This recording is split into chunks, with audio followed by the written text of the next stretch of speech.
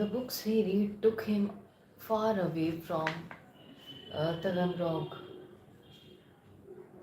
The books he read took him far away from Taganrog and uh, filled him with the interesting thought that lingered in his mind for entire day. And filled him with interesting thought that lingered his mind in his mind interesting thought that and fill him with and fill him with interesting thoughts that lingered in his mind for entire day. The Taganrog itself was not so bad. Each stop, each house contained the oldest characters, supplying him endless material for stories. Each house contained the oldest characters, supplying him endless material for stories. And that corner of the room, that was his kingdom. Far from feeling trapped, he now felt liberated. Far from feeling trapped, he now felt liberated. What had actually changed?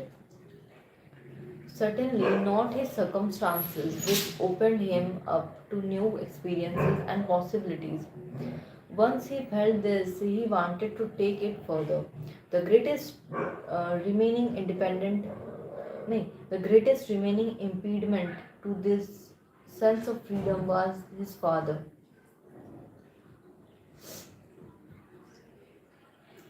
No matter what he tried, he couldn't seem to get rid of deep feeling of bitterness.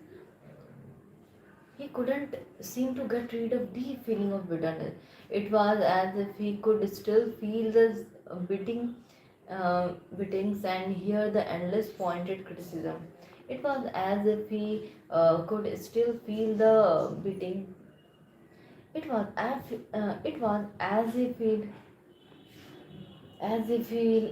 could still feel the beatings and hear the endless pointed criticism. As a last resort, he tried to analyze his father as if he were a character in a story.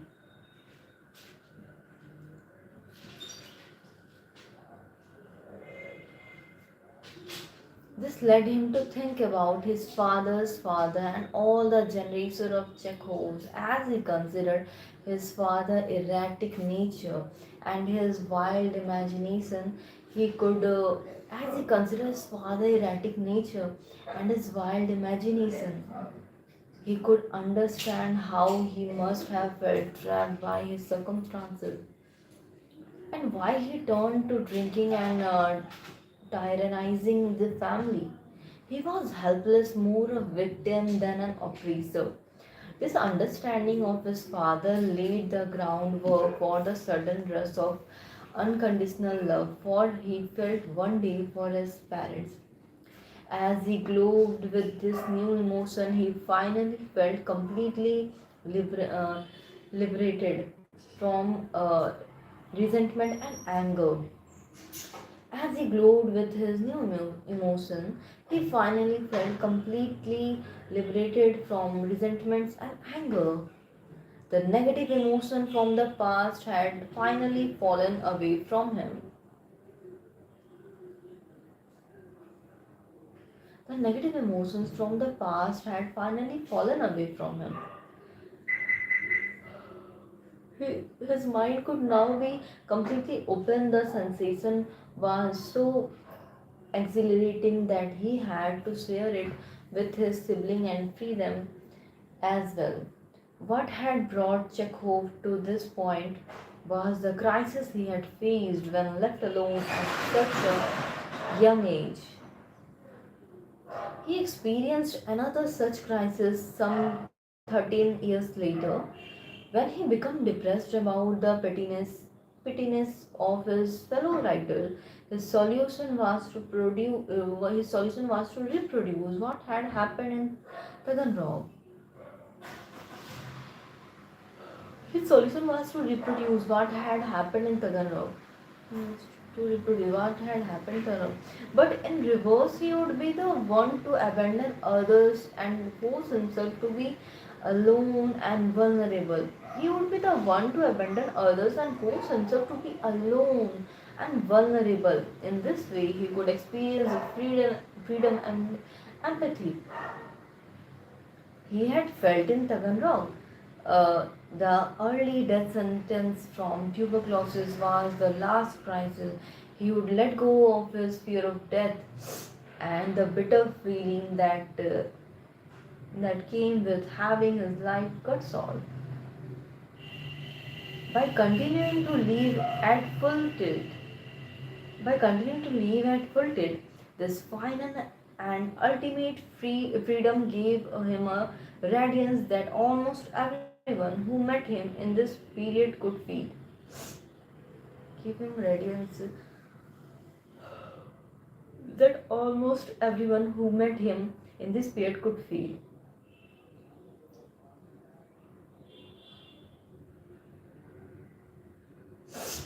Understand, the story of Anton Chekhov is really a paradigm for what we all face in life. We carry with us traumas and hurt from early childhood.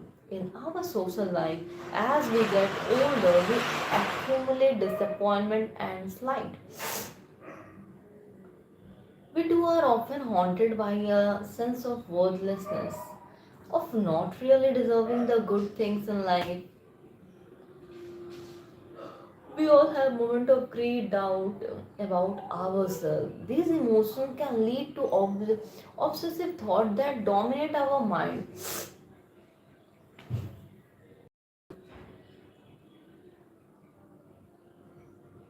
They make us curtail what we experience as a way to manage our anxiety and disappointment. They make us turn to alcohol or any kind of habit to numb the pain. Without realizing it, we assume a negative and fearful attitude towards life. This becomes our self-imposed prison. But this is not how it has to be. The freedom that Chekhov experienced came from a child,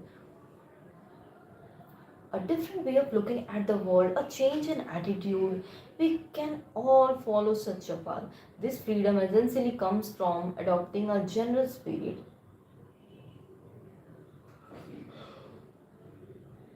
toward others and toward ourselves. By accepting people, by understanding and if possible even loving them for their human nature, we can liberate our mind from obsessive and petty emotions. We can stop reacting to everything people do and say. We can have some distance and stop ourselves from taking everything personally. Mental space is freed up for higher pursuit. When we feel generous toward others, they feel drawn to us and want to match our spirit. When we feel generous toward ourselves, we no longer feel the need to go and scrap and play the game to false humanity, while secretly resenting our lack of success.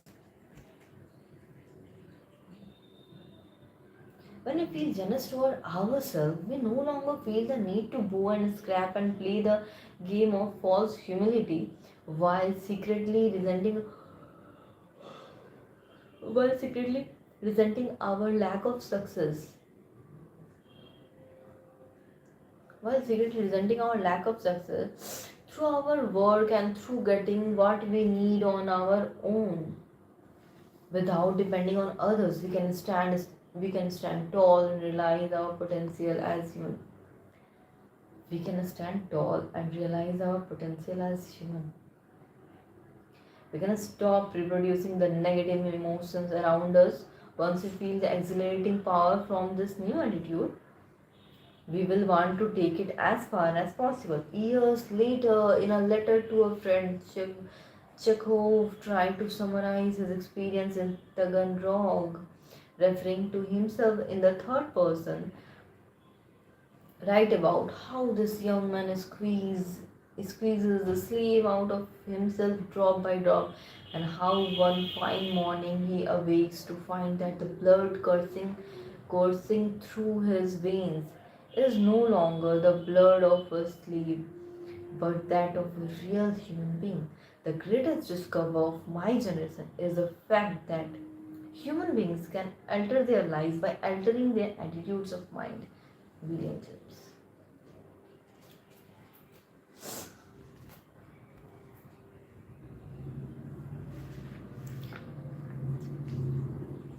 Hi Jam.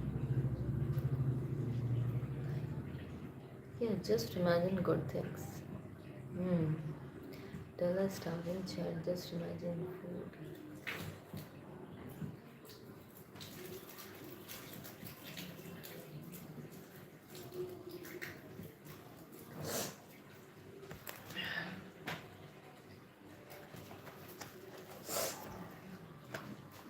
Keys to human nature.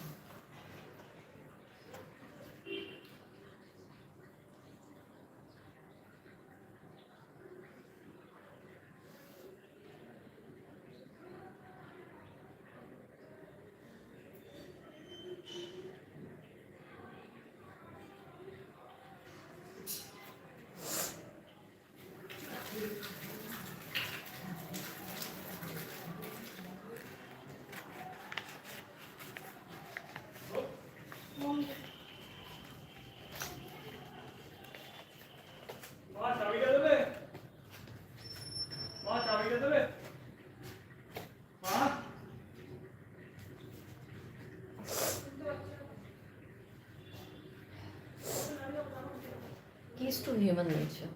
We humans like to imagine that we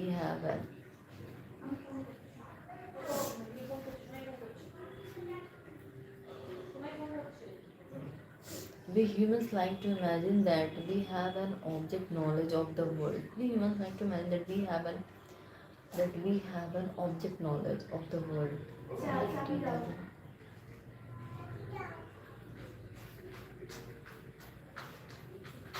We humans like to imagine that we have an objective knowledge of the world.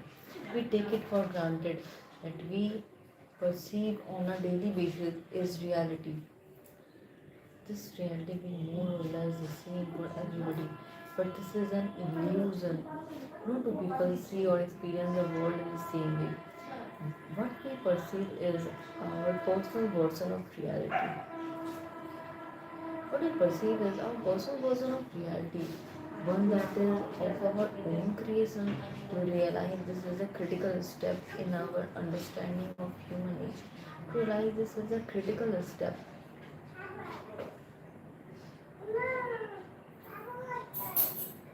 To realize this is a critical step in our understanding of human nature. Imagine the following scenario. A young American wants to spend a year studying in Paris.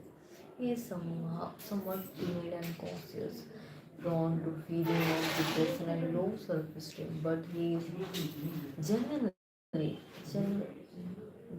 excited by this opportunity. Once there, he finds it hard to speak the language, and the mistake he makes and the slightly derisory attitude of the Pakistanis make it even harder for him to learn. And the slightly deris, sorry, attitude of the Pakistans make it even harder for him to learn. He find the people not friendly at all. The weather is damp and gloomy. The food is too rich. Even Notre Dame, even Notre Dame, even Notre Dame Cathedral seem disappointing.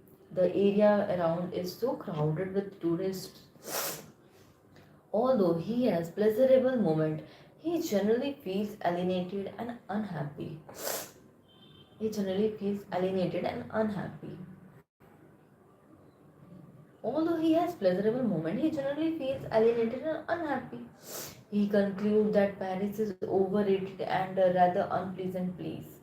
Now imagine the same scenario but with a young woman who is more extroverted and has an adventurous spirit. She is not bothered by making mistakes in French, not by the occasional slight remark from a Parisian. She finds learning the language a pleasant challenge. Others find her spirit engaging. She makes friends more easily. And with more contact, her knowledge of French improves. She finds the weather romantic and quite suitable to the place. To her, the city represents endless adventures, and she finds it enchanting.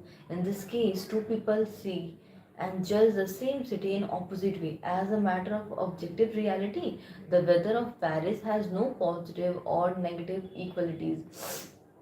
Con- Clouds simply pass by. The friendliness or unfriendliness of the Parisian is a subjective judgment. It depends on whom you meet and how they compare with the people where you come from. Notre Dame Cathedral is merely an agglomeration of carved pieces of stone. The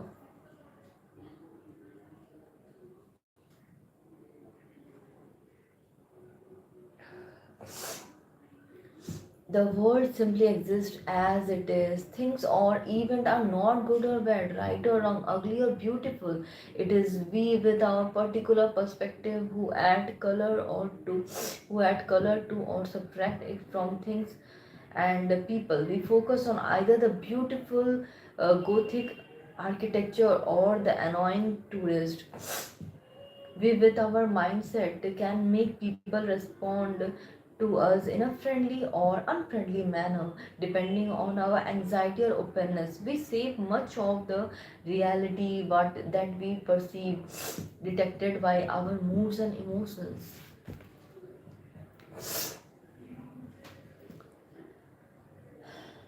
Understand, each of us see the world through a particular lens that colors and shape our perception. Let us call this lens our attitude. The great Swiss physiologist Carl Jung defined this in the following way: attitude is a readiness of the psychic to act or react in a certain way. To have an attitude means to be ready for something defined, even though this something is unconscious. For having an attitude is synonymous with an a priori orientation to a definite thing. What this means is the following: in the course of day, our mind responds to thousands of stimuli in the environment, depending on the writing of our brain and our psychological makeup. Certain stimuli, cloud in the sky, crowds of people lead to stronger fringe and responses. The stronger the response, the more we pay attention. Some of us more sensitive to stimuli that other would mostly ignore. If we are unconsciously prone to feeling of sadness,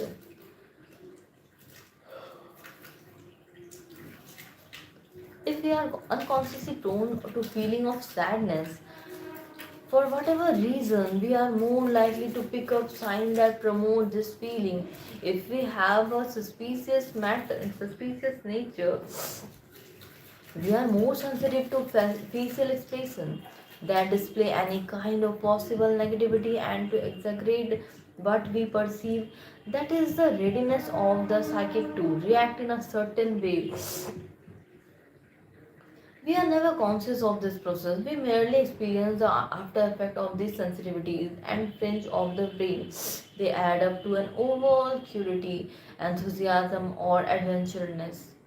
We experience many different moods, but in an overall sense, we can see that we have a particular way of seeing and interpreting the world, dominated by one emotion or a blend of several, such as hostility and resentment. This is our attitude. People with a largely depressive attitude can feel moments of joy, but they are more disposed toward experiencing sadness. They anticipate the feeling in their day to day encounter. Jung illustrates the idea in the following way. Imagine that on a hike, people come upon a brook that must be crossed to continue the journey. One person, without much thought, will simply leap across, touching a stone or two, not worried at all about possibly falling. He loves the sheer physical pleasure of the jump and doesn't care if he fails. Another person is excited as well, but it has less to do with the physical joy than with the mental challenge the brook represents. They will quickly calculate the most effective means of cautious nature will take more time to think it through. He takes no pleasure in the crossing. He is irritated by the obstruction, but he wants to continue the hike and he will do his best to safety cross.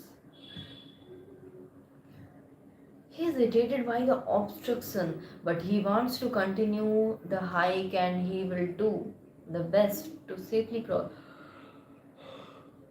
Or both will simply turn back. See, civil.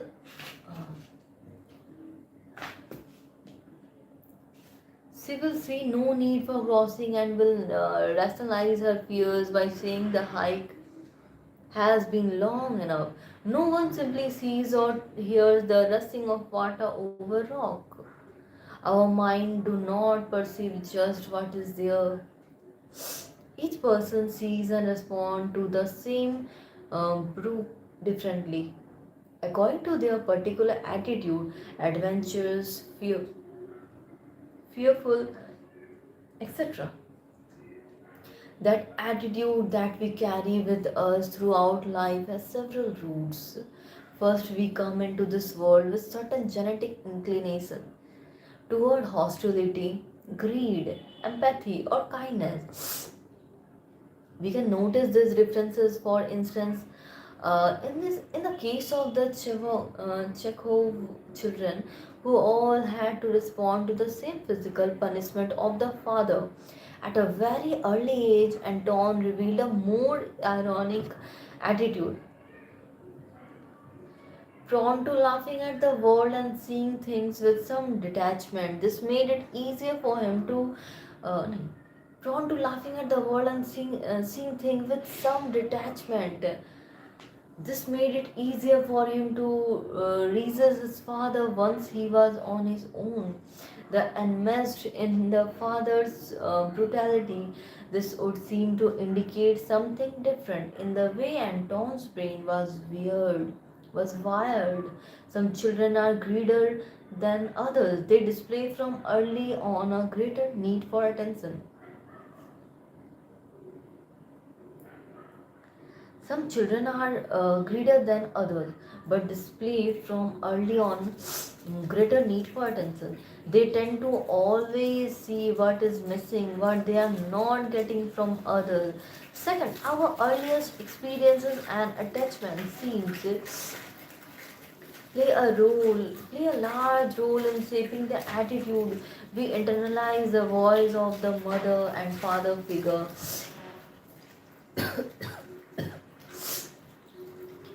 We internalize the voice of the mother and father figure.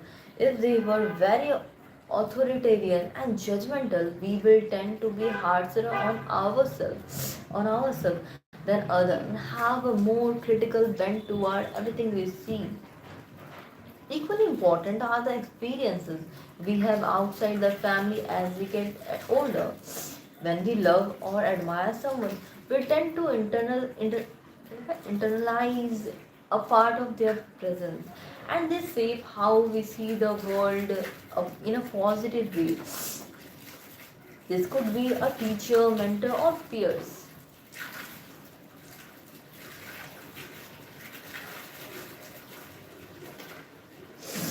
Negative and traumatic experiences can have a constricting effect. They close our mind off to anything that might possibly make us re experience the original pain. Our attitude is constantly being shaped by what happened to us, but vestige of our earliest attitude always live on.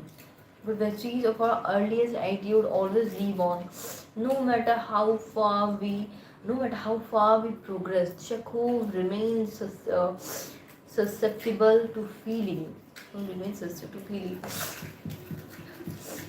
of depression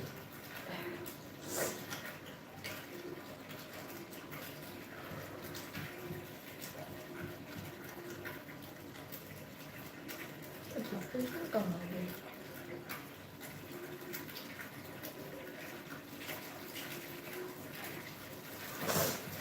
Negative traumatic experiences can have a constricting effect. They close our mind off to anything that might possibly make us re experience the original pain. Our attitude is constantly being saved by what happened to us, but vestiges of our earliest attitude always live on. No matter how far he progressed, Chekhov remains sus- susceptible to feelings of depression and self loathing. Self loathing क्या होता है? What we must understand about the attitude is not only how it colors our perception but also how it actively determines what happened to us in life. Our health, our relation with people, and our success. Our attitude, our attitude has a self. Our attitude has a self-fulfilling dynamic. Look again at the scenario of the young man in Paris, feeling some feeling somewhat tense and insecure. He reacts defensively to mistakes that he makes in learning the language. This makes it harder for him to learn, which in turn makes meeting people more difficult, which makes him feel more isolated. The more his energy lower from depression, the more this cycle perpetuates itself. His insecurities can also push people away. The way we think about people tend to have a life effect upon them. If we feel hostile and critical, we tend to inspire critical emotion in other people. If we feel defensive, we make other people defensive. The attitude of the young man tends to lock him into the negative dynamic. The attitude of the young man, on the other hand, triggers a positive dynamic. She is able to learn the language and meet people, all of which elevates her mood and energy level, which makes her more attractive and interesting to others. On and on. Although attitude come and vary in many varieties and blend, we can generally categorize them as a negative and narrow, or categorize them as negative and narrow or positive and expensive. Those with a negative attitude tend to operate from a basic position of fear toward life. They unconsciously want to limit what they see and experience to give them more control. Those with a positive attitude have a much less fearful approach. They are open to new experiences, ideas, and emotion. If the attitude is like our lens on the world, the negative attitude narrows the aperture of this lens, and the positive variety expand it as far as possible. We might move between these two poles, but generally we tend to see the world with a more closed or open lens.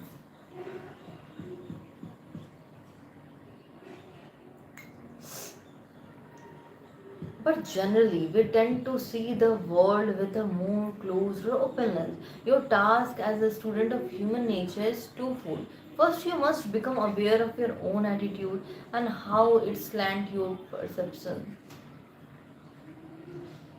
It is hard to observe this in your day by day life because it is so close to you, but there are ways to catch glimpse of it in action. You can see it in how you judge people once they are out of your presence.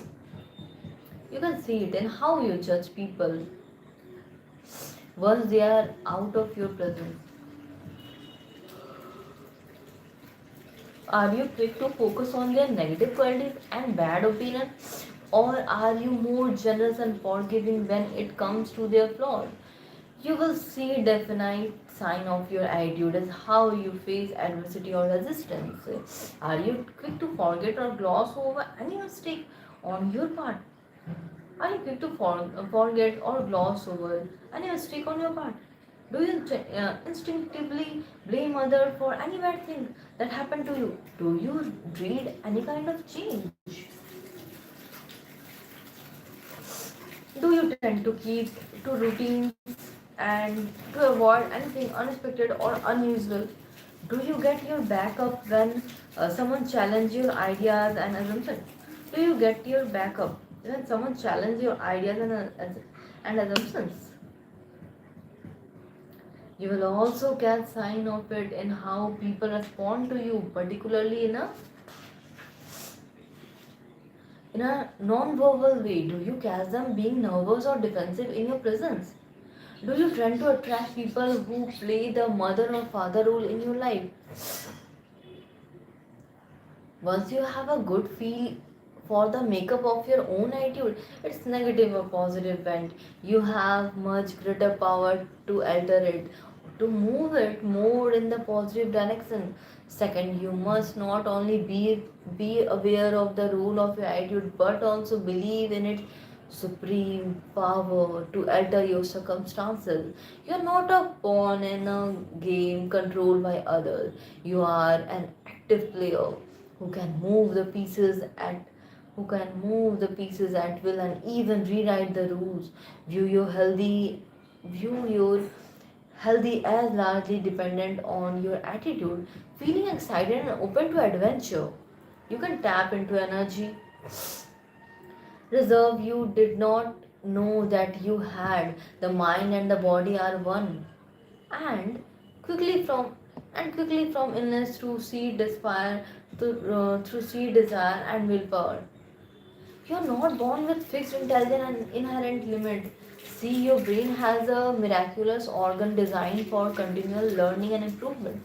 Well into old age, the rich neural connection in your brain, your creative power are something you develop to the degree that you open yourself up to new experience and ideas. View problems and failure as means to learn and toughen yourself up. You can get through anything with persistence. View the way people treat you as largely flowing from your own attitude, something you can control. View the way people treat you as largely flowing from your own attitude, something you can control. Do not be afraid to exaggerate the role of willpower. It is an exaggeration with a purpose. It leads to a positive, self fulfilling dynamic, and that is all you care about. See this shaping of your attitude as your most important creation. See the shaping of your attitude as your most important creation in life, and never leave it to chance, and never leave it to chance.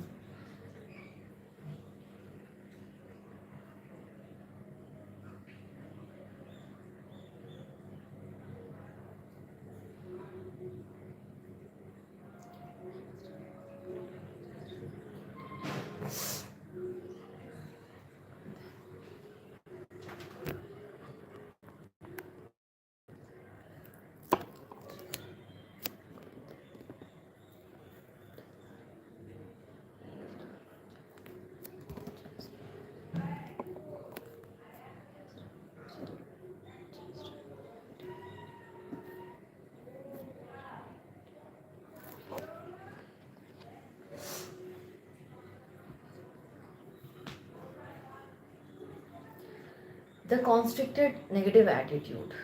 Life is inherently chaotic and unpredictable. The human animal, however, uh, does not react well to uncertainty. The constricted negative attitude. Life is inherently chaotic and unpredictable. The human animal, however, does not react well to uncertainty. People who feel particularly weak and vulnerable tend to adopt an attitude toward life that narrows why they experience so that they can reduce the possibility of unexpected event. What they experience so that they can reduce the possibilities of unexpected event. This negative narrowing attitude often has its origin in early childhood. Some children have little comfort to support in facing a frightening world. Some children have little comfort or support in facing a frightening world. They develop various psychological strategies to construct what they have to see and experience. They build up elaborate defenses to keep out other viewpoint. They build up elaborate defenses to keep out other viewpoint. They become increasingly self-absorbed in most situations. हाँ हाँ हाँ हाँ